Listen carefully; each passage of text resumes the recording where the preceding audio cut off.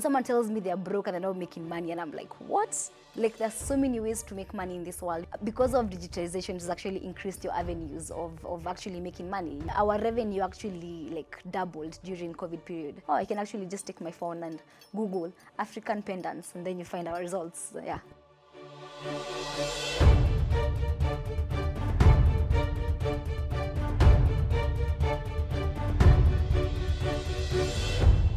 This is the Legends Jasiri edition.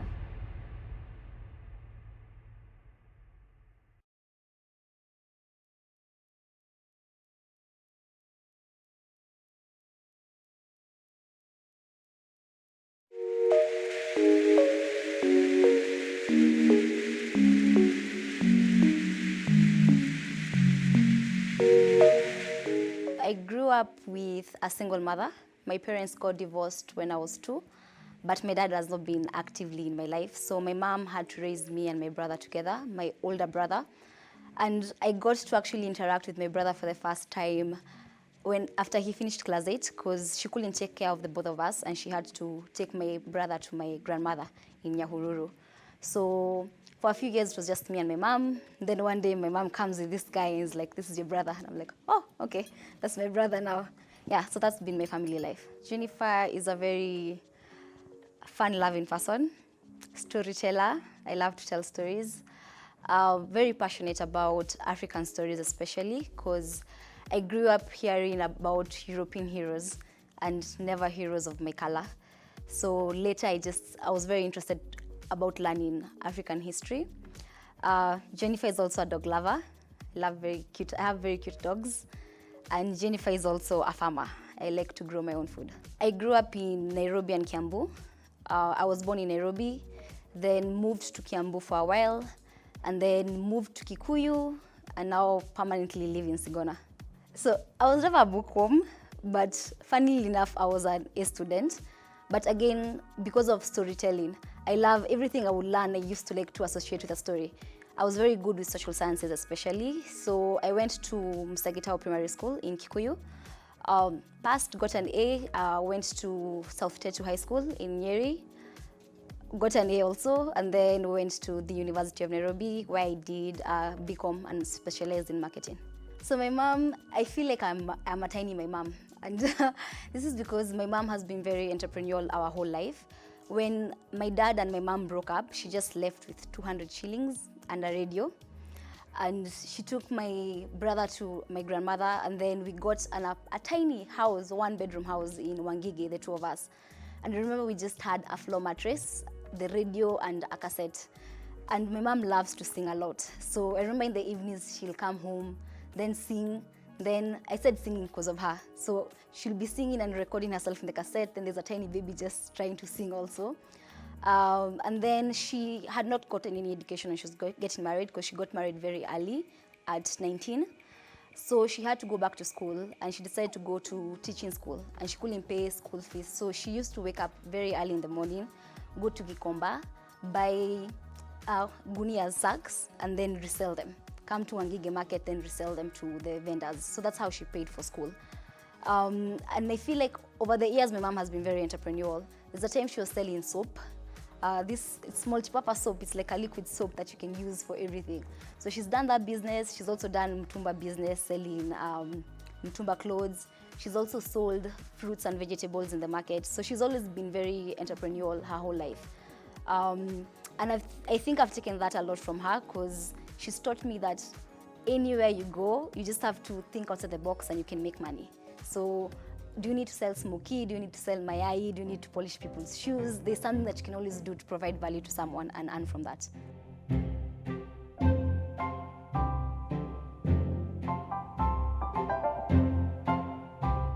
My idea of entrepreneurship, as I'd mentioned before, is value creation. So what do I do for you? What can I do for you to make your life a bit easier? And then how do you reward me for that? So for example, what Uber is doing, how do I make you move from point A to point B, and in a convenient way? So I'm creating value for you, I'm making it more convenient for you to do this thing, and then you appreciate the value creation by giving me something in exchange. So for me, entrepreneurship will always be that. How do you look at something and identify a gap? And then how do you fill that gap by making people's lives easier? Because again, at the end of the day, value creation is how do I make things convenient? How do I make things seamless and easy for another person?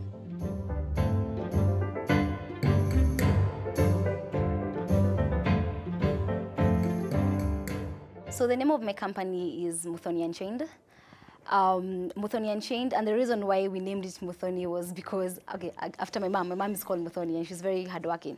And Unchained is moving away from the shackles of what Africans should be. So what my business does, we have a subsidiary of my business that is a marketplace platform, what we call Unchained Social.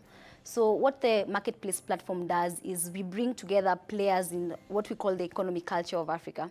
And the economic culture of Africa is the sector that deals with handicrafts, handmade crafts. So, and this sector is one of the biggest sectors in Africa. It's everywhere across Africa, but it's been neglected for a very long time. So what we've done is we work with the players in the sector. So from the artisan or the vendor to the consumer who wants to buy items from that. And then we've also integrated financial players and knowledge exchange players. So what the business does is create a marketplace for artisans to sell their items and for customers to easily and conveniently access these items. It's a funny story. The idea of the business came around because, again, I told you I'm a scholar of African history. I've always loved African history. And I'm a very dramatic dresser. I like to call it dramatic dresser because I will wear headscarves. I'll want to wear like a bunch of Maasai bangles. I've always been that way. And I remember growing up, guys were like, oh, every time I wear something, like, where did you get your outfit? Where did you get this? So initially it started as a business where I used to sew vitenges and buy items for clients. So if someone sees my item, they're like, oh, where did you get this? Then I actually realized there was a big gap. So for a while, I sold vitenges to my mom's friends and people in the church. And then it became a serious business of selling vitenges. And then I was like, okay, so vitenges actually going, what else can we do? We said introducing, then I met Pauline, my co-founder, and then we said introducing jewelry and other items. Then after a while, we were like, okay, so everyone is selling, it's become a thing. Everyone in Africa is selling African authentic items. So how do we create more value to these vendors? We realized, so everyone is selling, but they're segregated. But how about we let the guys who are selling come on the same platform? It becomes easier, like what Amazon does.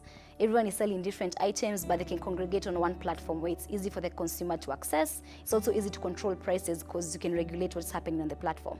And we're like, okay, there's actually a need for an Amazon that deals with African authentic items. So that's how the business came about.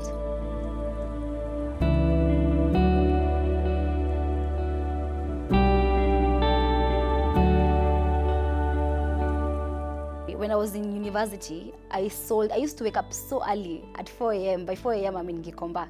So go to Gikomba, buy second-hand clothing for like 50 bob, 30 bob, then come back to campus, University of Nairobi, and then resell them for 300 or 400. So I think I've always been a hustler. Let me call it a hustler. Like I've always seen something, I'm like, oh, guys want pencils. Let's go get a bunch of pencils somewhere and come resell them. And I think Pauline has also been that way. And our parents have known each other for a long time. And we happened to go to the same high school. And from that, we were like, okay, both of us are very innovative. We are very curious about life. I've never been an 8 to 5 person. I worked for 2.5 years. Then I was like, I don't think this is for me. I think I prefer to actually take charge of what I want to do and do things that I'm passionate about. So, and then also being a risk taker, because sometimes it's very scary to just start something out of the blue. So where we got our initial seed funding was bootstrapping. So both of us have worked for, her longer, she's worked for 5 years, I worked for 2.5 years. And in that time I was able to save some like cushion money. And then both of us had done the same. So we actually, the whole time we've been running the business has been by bootstrapping. Then reached a point where actually the business is profitable. We are able to take profits from the business and insert back to the business. So that's how we got our initial funding, just out from our savings. But right now, as we're trying to expand, because we want to expand to other countries, we are actually in the process of raising money. So over the, let me say 2.5 years that we've been in business together, but mainly for us to actually, when we started off, it was a fashion business. Then I told you it's evolved into now a marketplace business. In that time, we've spent out of our own savings around 1.5 million. but now we are looking to raise about 2 more million to be able to expand into 2 more countries in East Africa. There are 2 types of people we rely on, the artisan and the vendor.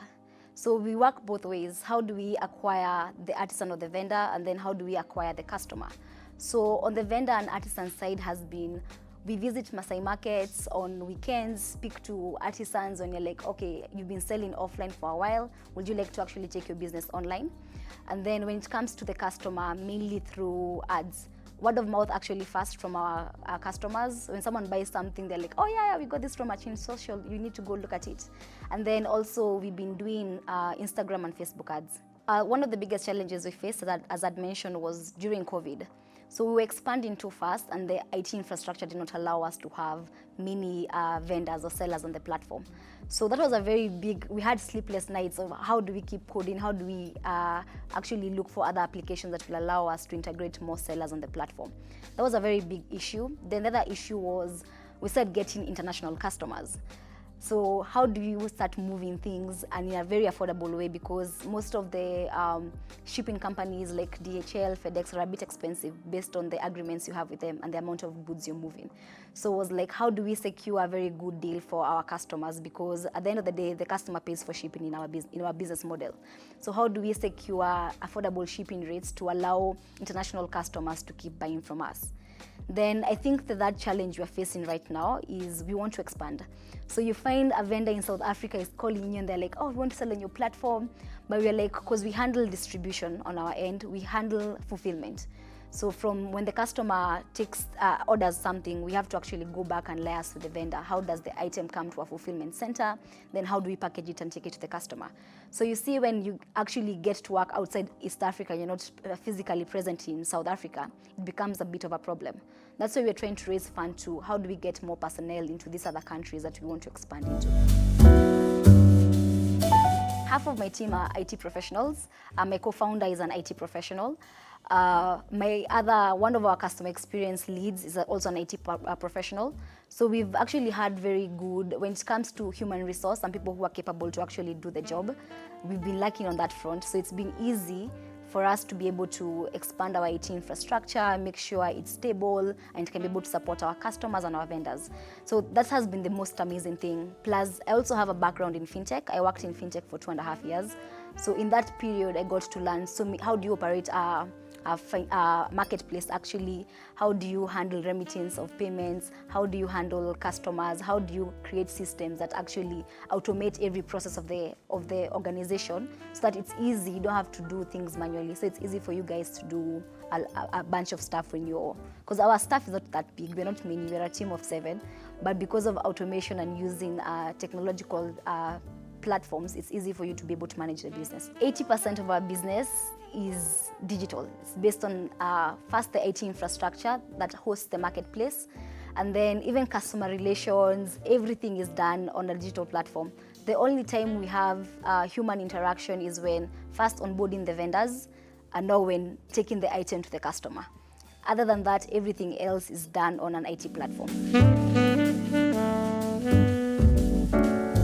When you sit down with artisans and you listen to their stories, you actually connect with them, because most of them, the stories are, my father was a bronze worker, or my dad or my mom was a bead worker, and then I learned the skill from them. They could not be able to take me to school, so this is the only way I have to sustain myself. So sometimes I wake up with nightmares and you're like, there are like 30 or 50 people who depend on me. So that actually pushes me. So how do I improve their lives? How do I make sure if I have Juguna or Ronyango or whoever who is my artisan is sleeping in peace because they know they're working on their art, Jennifer will have to worry about selling their art. So that's what really motivates me, the artisan stories. And because the most actually beautiful thing is these are indigenous arts that are passed down. So you'll find a family, the great-grandmother was a bronze worker, the mother, it's been passed down in that whole lineage of their family. So when you hear such stories, you're just like, wow, this person actually has been doing this their whole life, has grown around people who do this. So it also inspires you. So how do I actually make sure their art and whatever has been passed down is not in vain? In my context, I'll say success is I stand in a room and only one person is not wearing an African item. And the reason why I'm very passionate about that. In my team, we call it Afro-consumerism. We're trying to push for Africans to be very proud of how they look, how they speak, their hair, even the way they dress. So success for me will be if I decide to wear a pair of jeans, it's because yesterday I'd worn a kitenge pants and today I just feel like wearing this. And success for me also will be, how do we make it comfortable for people to even go to a normal 8 to 5 job, wearing a headscarf, a normal 8 to 5 job, wearing dramatic hand pieces. And then also, how do we improve the artisan industry? How do we make sure, because again in Africa, the arts have always been considered as not lucrative. It's, if you failed in school, you become an artist. How do we actually change that perception and make people, because most people love to creative arts. So how do we make more people actually adapt the creative arts and be proud of their heritage and take it up? So that would be success for me.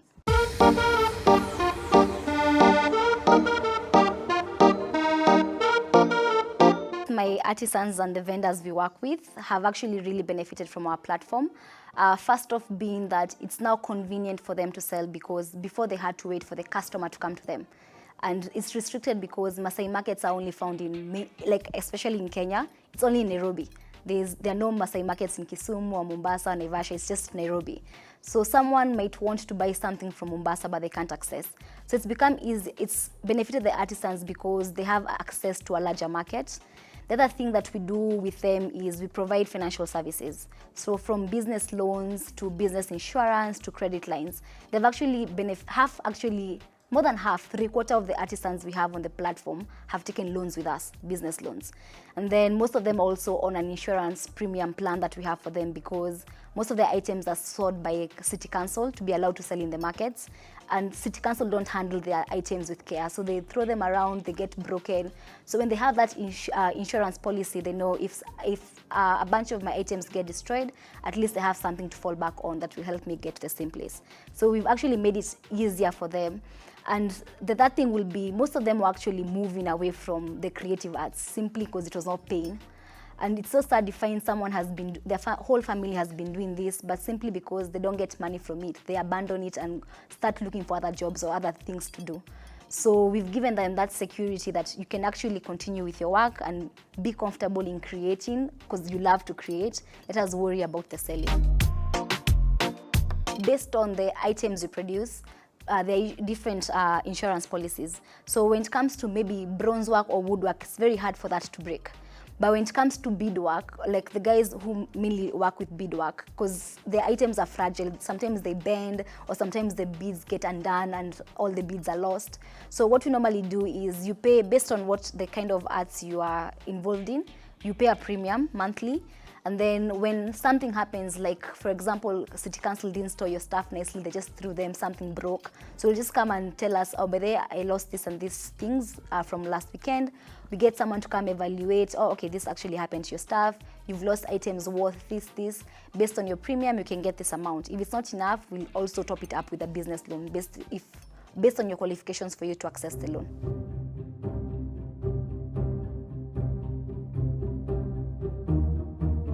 My advice to aspiring entrepreneurs will be, no idea is stupid. And the reason why I say this is because there's this notion where for you to be an entrepreneur, you have to be an innovator. You have to be Elon Musk and come up with, start saying you want to create spaceships, you want something that has not been thought of, or an electric car. You don't have to do that. You can actually take an existing idea and improve it. So when you look at the value array in your business, how do you skew value? So if it's been a taxi service in Kenya, and you notice, all taxi services have very bad customer service. Then how do you build a taxi service and then fix the customer service? Actually, you can, and you'll start competing and actually getting your market share. So there's no idea that's stupid, and you don't have to come up with a new idea to start a business. You can actually take something that's existing and then find a way to improve it. Risk is always going to happen. You cannot, if there was something like assured risk where if I do this, it's going to pay off, then there'll be no point of us working. Everyone will become an entrepreneur. So allow yourself to fail. And when you fail, don't use failure as, oh, I cannot be good at anything. Use it as a stepping stone. So this does not work. So what else will work? So look at it that way. If this does not work, what other path can I take? And if, again, I told you we started our business as a fashion business, and we realized the fashion business is flooded. So how else do you, and it would have been considered as a failure because you're in this pool swimming in so many fish. But how do you become the shark? So you realize, okay, I can sell the items, but I can actually create a platform where people who are already selling can continue selling and make it easier. So just look at it that way. If this does not work, what else will work? This and this might happen. But with entrepreneurship, there is no map. You just go in there, it's like a bush, you're just cutting, looking for a way. You just go in there with a machete, trying to clear a way for you to get to where you want to get to. So don't be scared to jump in, and don't expect a roadmap. Create your own roadmap.